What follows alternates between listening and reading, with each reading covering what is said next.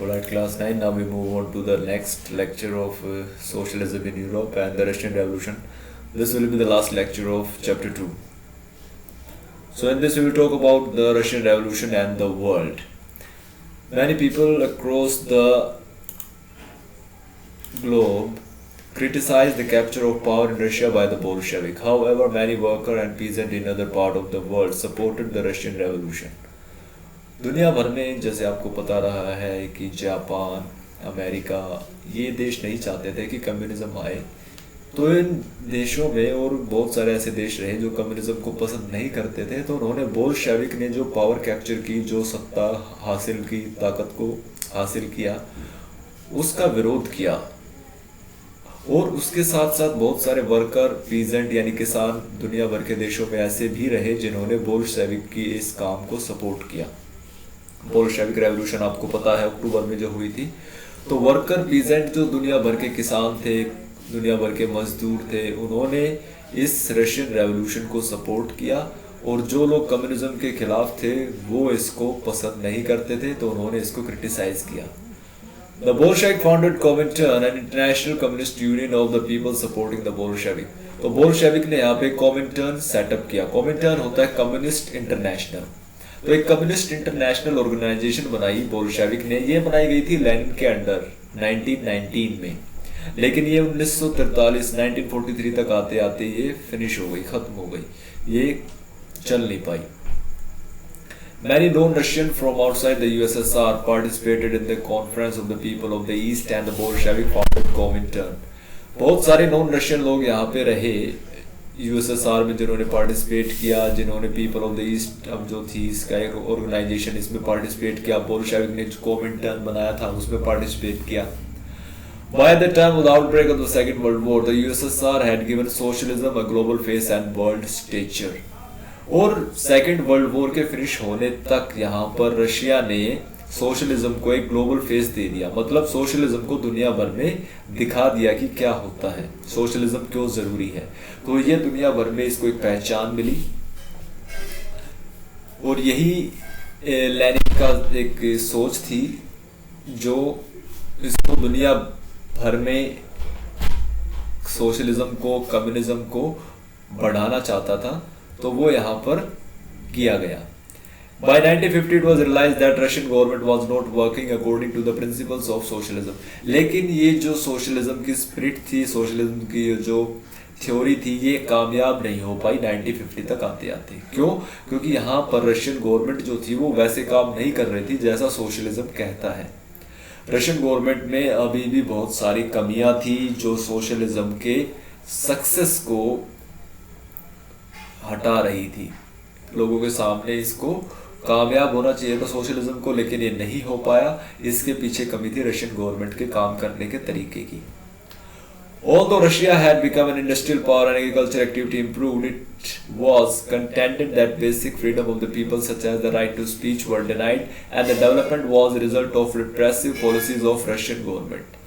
तो रशिया जो है वो एक इंडस्ट्रियल पावर जरूर बना, यहाँ पे इंडस्ट्रीज सेटअप हुई, एग्रीकल्चर एक्टिविटी जो थी उनमें इम्प्रूवमेंट आया, लोगों को खाना मिला, लेकिन लोगों की जो स्वतंत्रता थी, फ्रीडम थी, वो छीन ली गई। जैसे राइट टू स्पीच, जैसे आपने देखा था जो बोल्शेविक को क्रिटिसाइज करता था उसको वो लोग पनिश करते थे। Russian revolution and India. India में अगर बात करें तो रशियन रेवोल्यूशन क्या क्या असर पड़ा। India was also impacted by the Russian revolution. Several people in India attended the communist university. Bharat में भी इसकी एक पहचान बनी लोगों में। अब आपको पता है मजदूर क्लास जब या किसी किसान के लिए बात की जाएगी तो हर दुनिया के किसान और मजदूर लोग उसके बारे में जानना चाहेंगे। तो ऐसा ही हाल इंडिया में भी रहा।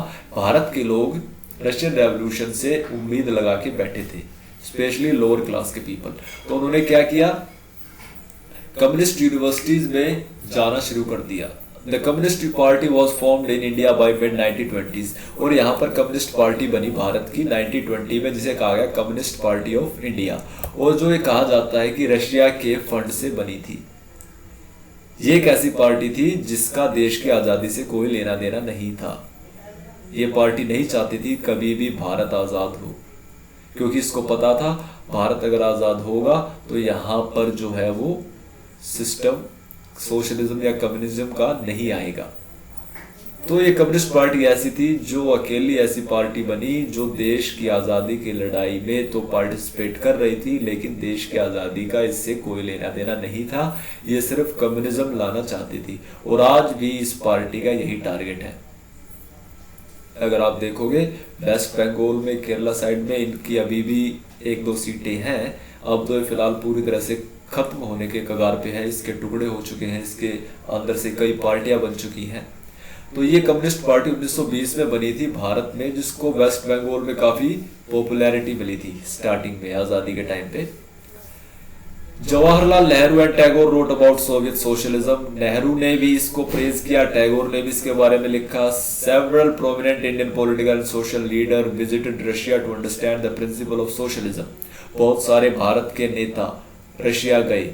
रशिया के साथ हमारे संबंध इसीलिए सुधरे हैं कि हम रशिया के साथ शुरू से ही अटैच रहे हैं और रशिया की जो सोशलिज्म की स्पिरिट है वो हमारे यहाँ पर भी कुछ परसेंट उसको अपनाया गया है। तो वो लोग यहाँ पे गए रशिया के इस सिस्टम को देखने। Various writer wrote about Russian revolution, और बहुत सारे राइटर ने रशियन रेवोल्यूशन के बारे में लिखा। ग्लोबल इन्फ्लुएंस, अब पूरी दुनिया में इसका क्या असर पड़ा। जैसे आपको पता था कि लोगों को काम तो मिला, लोगों की जो वर्कर की, किसानों की डिमांड थी वो पूरी तो हुई, लेकिन उनके बदले उनसे फ्रीडम छीन ली गई। By 1950 it was recognized in the country and outside that everything was not in keeping with the ideal of Russian Revolution। तो जैसे बताया था 1950s तक आते आते सोशलिज्म जो था वो रशियन गवर्नमेंट से बाहर जा चुका था। रशियन गवर्नमेंट सोशलिज्म को 100% फॉलो नहीं कर रही थी। Though its industries, agriculture had developed and the poor were being fed, the essential freedom to its citizen was being denied। हालांकि इसकी इंडस्ट्रीज डेवलप कर रही थी, एग्रीकल्चर अच्छा चल रहा था, लेकिन गरीबों को फिर भी फ्रीडम नहीं दी गई थी। However, it was recognized that social ideals still enjoyed respect among the Russian।